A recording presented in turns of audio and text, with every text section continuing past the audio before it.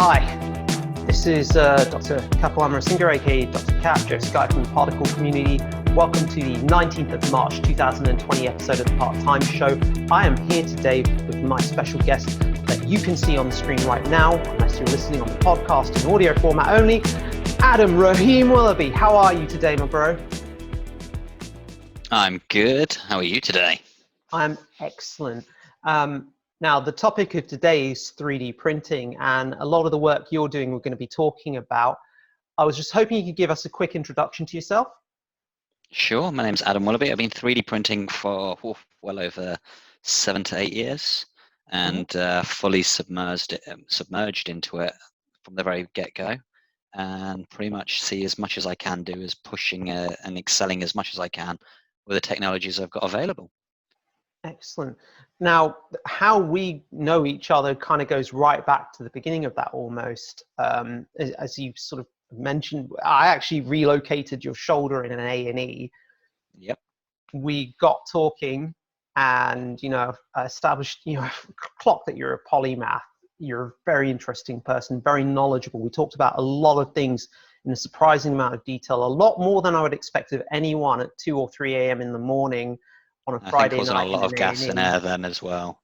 Well, fair play. That's true. I did give you the nitrous, and I think I gave you a bit of Midaz just to help with the sedation before we popped that shoulder back in. But we became really good friends actually after that, and we've kind of worked together. And I think it was it was 2013 when you got the MakerBot and started playing around with 3D printing. We started exploring some of the potential medical applications from that. I was hoping you kind of tell me a bit about your sort of journey from there to where you are at present. That would be great. Okay, so I've always been a tinkerer and a creator since I was a kid. But as soon as I got a 3D printer, it kind of felt like, what could I do with anything plastic or anything I can 3D print myself? And once you put your mind to it, there's an infinite amount of tasks, an infinite amount of possibilities that you could do. Even if there's something that's not essentially designed to be 3D printed, you can always try and figure out a way to make it 3D printed. So starting from the get-go, when I had my first 3D printer, I was constantly trying to improve my abilities in there, because it would require how well you can imagine to print something as well. I've also vastly expanded my abilities from that to Arduinos, Raspberry Pis, and how they can interact with 3D printing as well, make life a bit easier. But I've constantly calibrated and tweaked until I can get as much from a 3D printer as I physically can and get as much of my money worth. That's pretty much it.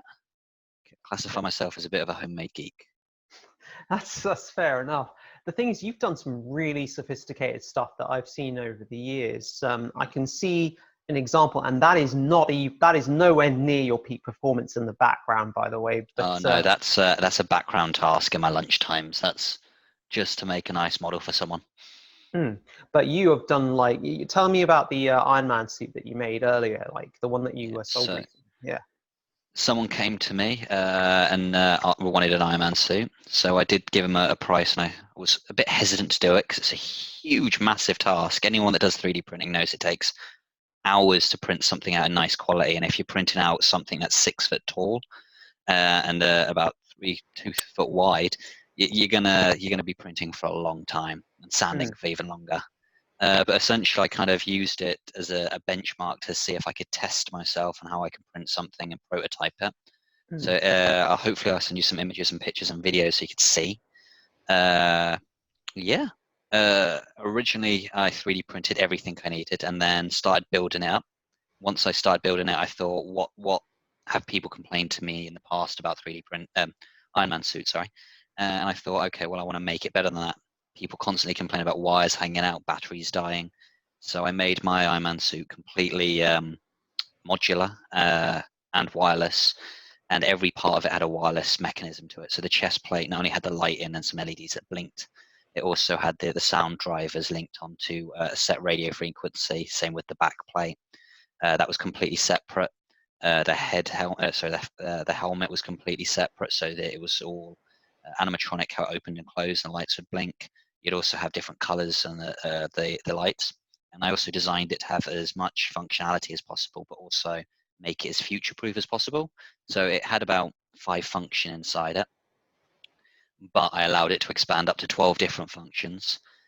The helmet would interact with the hand directly. The hand would interact with the chest piece and the back plate. So anything that you could think of, you could almost interact with. It had its own Wi-Fi hotspot, which also had a HTML website on which you could control and run diagnostics on the suit. I also gave them a lot of future possibilities, so some ESP32 cameras, which are kind of a new big thing now for geeky people, especially in the Arduino world, which is essentially an Arduino-based CCTV camera. So I attached that to that. So not only could it host a mini website that you can control the Iron Man suit, you could also view what the Iron Man suit sees. So you could almost have someone in the back controlling the whole thing as a backup if he had any problems. It also allowed me to experiment as much as possible, which I definitely enjoyed. So what you're saying to me is you've got some really sophisticated technology and some really major advances from, you know, what we were doing 7 years ago when we just started getting. Yeah. I think the question on my mind is, you know, I know that it's as a hobbyist thing, it's really grown, the advances, the tech. Why hasn't this become more mainstream? I feel like, why isn't this more of a more known thing, you know? Well, essentially, I think there's two factors, and one of them is going to trigger my rant later. So hopefully I don't rant too much, and feel free to step in if I over ramble too. No. But essentially, FDM printers, which is the one that most hobbyists are familiar with at the moment, is essentially a method of extruding plastic through a hot end nozzle that's controlled digitally to form a 2D shape and then built on top of that. A lot of 3D prints work on that process. So here's a good example, Black Panther. So you'd actually build it in more detail. Oh wow, yeah. Really so nice. that actually build in a 2D format and essentially just go up in layers. The only downside is with most 3D prints, you need almost a scaffold and infrastructure. So bear with me. Yeah, no, of course. By the way, one to 3D print this, needed this underneath. Okay. So you need the backing structure just so that it doesn't all fall apart, basically. Because essentially, once you're laying that 3D print from one location to another, and that filament goes, it could sag in between. Most calibrated 3D printers can actually get from point to point with minimal sagging and minimal issues. But if you're going to start printing something in the middle of the air, gravity will assist and just pull it straight down. Yeah, fair enough. But the rapid expansion of that was just due to the copyrights expiring. Once the copyrights expired, everyone, a lot of Chinese manufacturers, a lot of, well, not only Chinese, American manufacturers, Ukrainian, the Czech Republic, a lot of people that were technologically inept enough and managed to get hold of the most basic 3D printers and the first most rawest 3D printers were able to create and develop and expand the technologies much faster and build it up to quite a big momentum to the point where the average 3D printer now was a good 3D printer could be under £200. And if you calibrate and add to it and buy parts to it, because the reason why it's under £200 is because a lot of the elements are cheaper, but individually you can upgrade those over time quite cheaply, in fact, and actually make that £200, well, under £200 3D printer to a £500 3D printer. The one that I use is an old CR10. I think I paid £150 with it for it at the very beginning. So it was very cheap, even for what the price is now. And I've replaced, I'd say, 60% of it. I think the only thing original on it is just the metal frame. And just as a reference point, what is a £500 or a £200 3D printer capable of? So a £200 3D printer would easily manufacture this. Essentially, the difference between a £200 3D printer and a £500 3D printer isn't so much the quality; it's so much the reassurance of failures. So, a really high-spec 3D printer will probably come in a nice enclosure, which means it can print in a plastic called ABS, which is what Lego bricks are made of. That's quite a good material to make 3D prints out of. The only trouble is it warps quite badly because it requires a high temperature. So an expensive 3D printer might have a 3D printer enclosure with a heated environment to stop that plastic from warping. And for most 3D printer people that do 3D printing, when you print an ABS, I classify it as a very picky, diva-ish type of plastic where it warps or it changes. But once you've made a print with that, you can put things like acetone, which is nail polish remover over it, and it dissolves the plastic into almost a crystal perfect finish. I've made 3D prints. also accidentally like got myself incredibly high off acetone because no Okay. ventilation, and being a geek, you don't tend to research as much as you should. And it would make a 3D print into almost a polished element with very minimal sanding, which for most geeks that are cosplayers is a very nice effect. Like there's a lot of Iron Man helmets that I've created and passed along that are completely polished, so when you do paint them, you get a very mirror finished on them, which is lovely. The only downside is with the 3D printer I have at the moment, it doesn't have a heated area. And to be honest, a PLA, which is the stuff I use for this, polylactic acid, I think it's made out of cornstarch, which also makes it slightly biodegradable as well over time. So it's kind of a good plastic. The only downside is you can't acetone it. Well, you can, but you can't get the same type of results that you would get if you used ABS. But there are newer technologies coming out where you can have filaments with metal ball bearings inside, wood shavings inside. So you had wood filament, which are 3D printing. It smells like you're in a furniture shop, and you can sand it. You can get filament with nanofibers inside it, so you've got some strength to it. You've got flexible filaments, and you've got conductive filaments, which is what I really like the idea of, because it kind of expands the technology where you can 3D print something, and depending how well you've got that printer calibrated, you could 3D print out conductive circuits within it. The downside is because the way it's produced, it requires heating it up. You can't put as much current through it, because if it heats up, it just melts. But it's I like think a chocolate teapot. What I want to say is actually this kind of gets onto what I'm saying is actually the materials you can use can be very sophisticated, and the applications and how far they can go can be extremely powerful. I mean, and this goes back to what we were saying at the beginning. When we got started on this, we were looking at medical applications, but now, and this leads into your rant that you want to get into, and we had the rant beforehand, but I want you to lay it out there.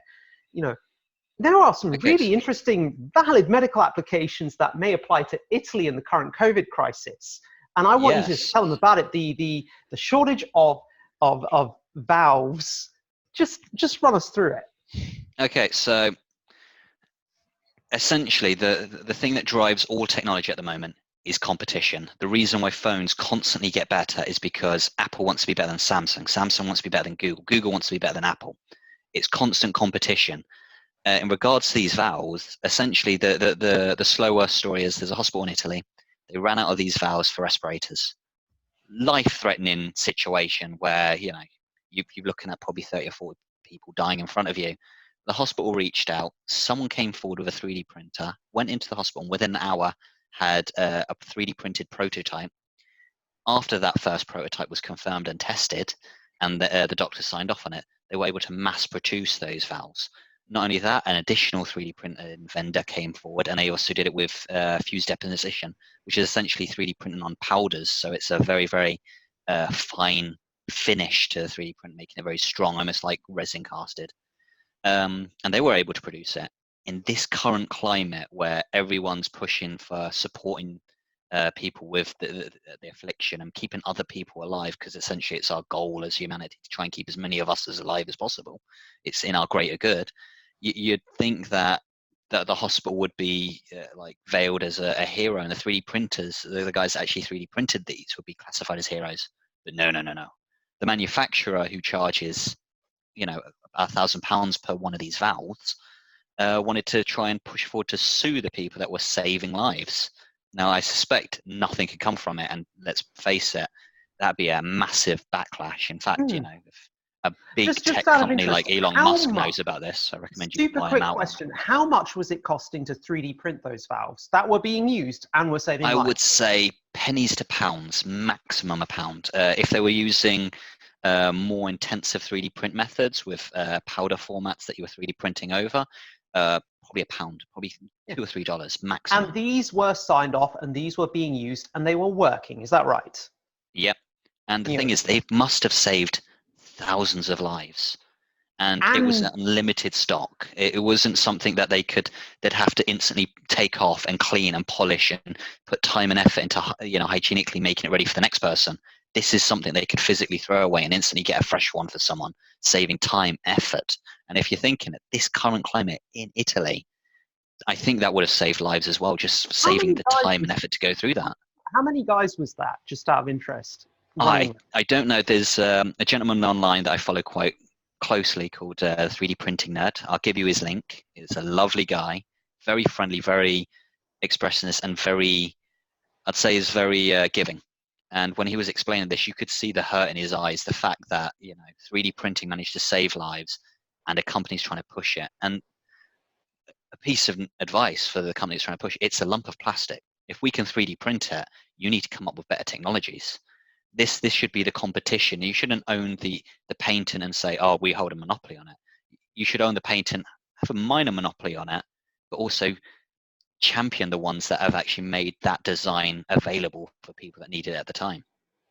And to be honest, it should also kick that medical company in the butt to try and come up with better, more complicated designs that do even more good, because it's the competition that improves technologies. It's not, oh, we've got something that works, let's stick at it. No, let's get something that works. Let's make it 10 times better.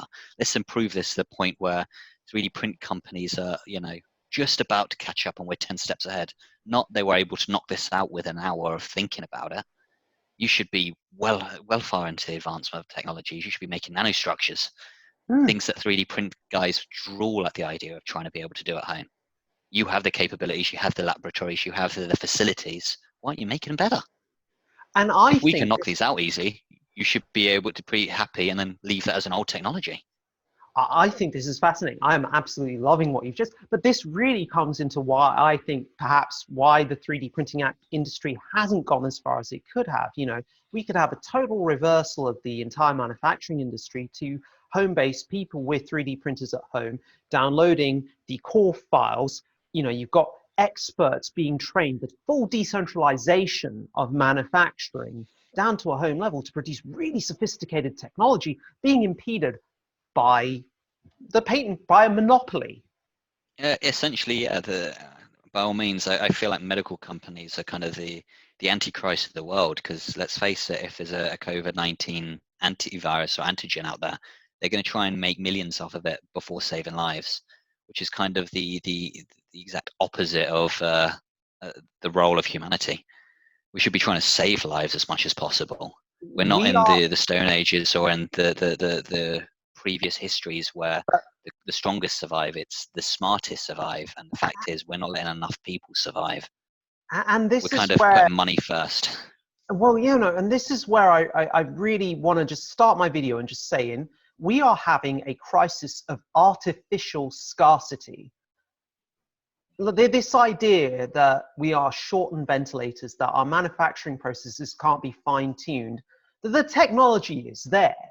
We are ready. We can mass produce. We can do everything we need to. We are just being held back by greed and self-interest. And that really annoys me, because this shouldn't be a problem. This should never have been a problem to begin with. And to hear what you've just said, it angers me, because I'm so glad I spoke to you a few days ago, almost incidentally over a busted car. And I know what you've been up to, but I didn't even know that till we got into this. The little chat we had beforehand, it was, fuck me. Yeah. These are reasons to just go, look, when you have, if governments, if people are really asking for solutions to problems, they should be looking, I think, to guys like you, to guys who are looking at industries like this that are really forward and progressive, rather than looking backwards at existing technologies and existing power structures. We should be going, maybe we need to put this stuff aside for the greater good. But let's pragmatically look at this.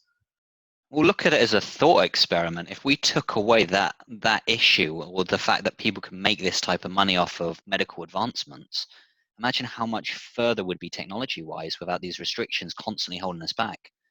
I feel like we should be so much more advanced. Like, technology is rapidly expanding in my lifetime.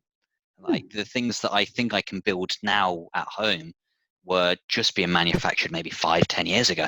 It's just the fact that things are moving up and building up momentum. But there's a few, the best way to say it is, greedy corporations that want to build up as much capital and cash they want. There are exceptions. You have Tesla. The more advances they make, the more things they let expire, the more other companies can pick up, and the more they're driving the technology forward, which is fantastic. And it's what should happen. But there's also greedy, I classify as the epitome of humanity, that think of what they can get. I don't want to bring any presidential candidates into this, but there's a president at the moment that's trying to buy the monopoly on the future vaccines straight from Germany. And Germany seems pretty disgusted by this. They Be aware, are. it's just the fact that someone's trying to monopolize something. No, this should be a global event. He should be offering to add the funding to it and then send it around to the rest of the world. If people are worried about the whole presentation of America, make America the savior again. Don't make it the people that care about themselves and keep borders up. And it's kind of not going to help in the long run.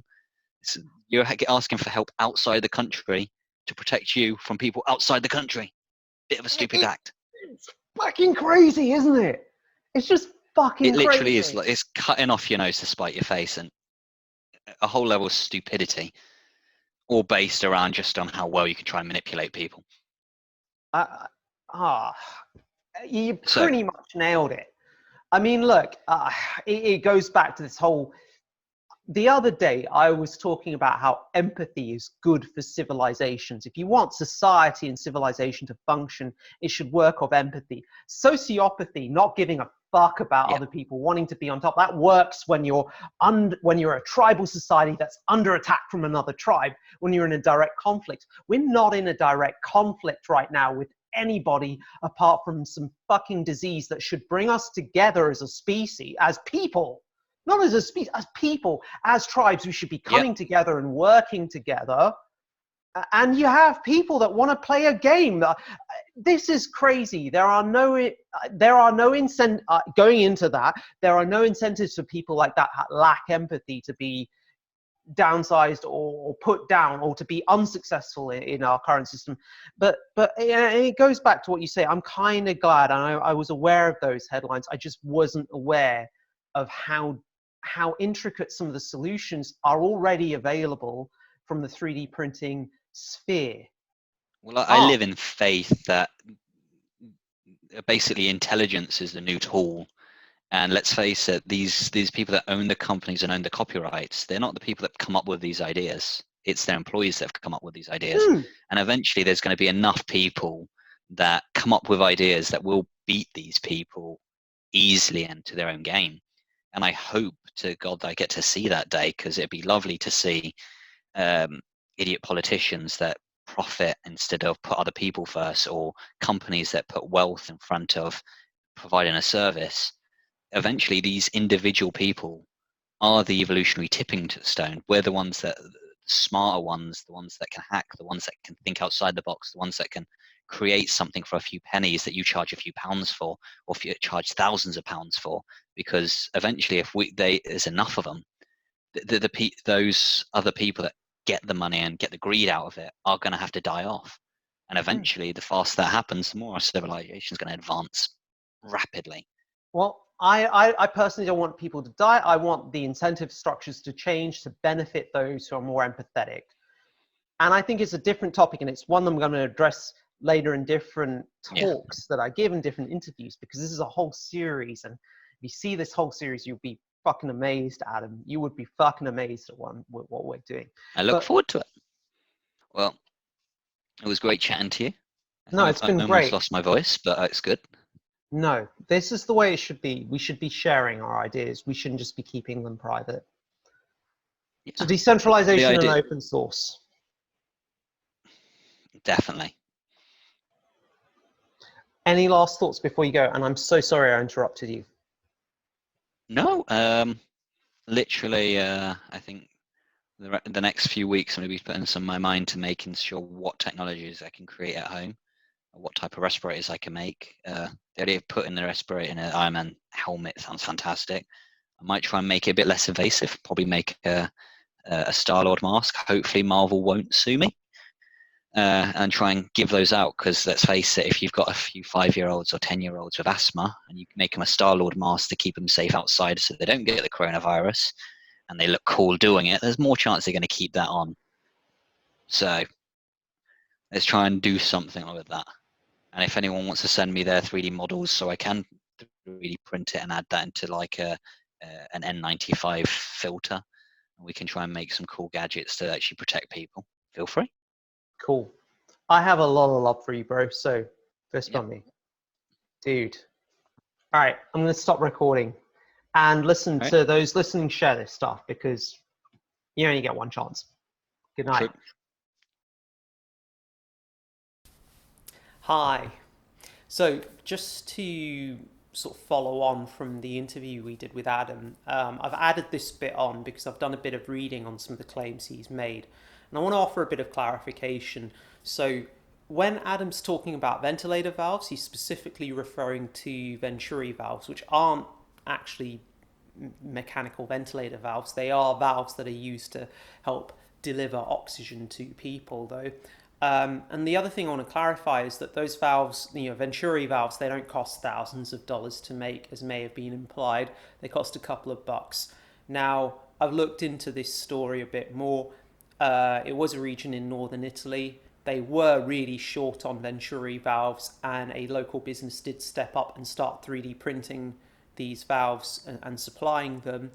Now, there were some claims made by that company, or certainly that was implied, that the patent holder and manufacturer was threatening them with litigation if they went ahead and did this.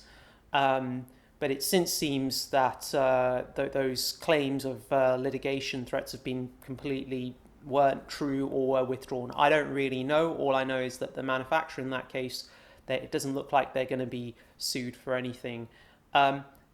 This doesn't really diminish from the underlying point that I've got, though, which is that I believe there is a really great role for 3D printing in the manufacture of sophisticated medical parts. I certainly think that small businesses and cottage-based industries could prop up to help print off really sophisticated medical devices, or at least the parts for them, especially in times of crisis. I don't see why not. And I certainly feel that, in certain instances, this may be potentially much cheaper than existing manufacturing solutions. So I certainly think this is an area to look into, the role of 3D printing in the manufacture of medical devices. And I look forward to seeing the developments as the next few years go on. In any case, I hope you found it a really interesting interview, and I hope it gives you some food for thought. Stay tuned, subscribe to the series, and check out some of the other videos in it. Hope you have a really good day. Good night.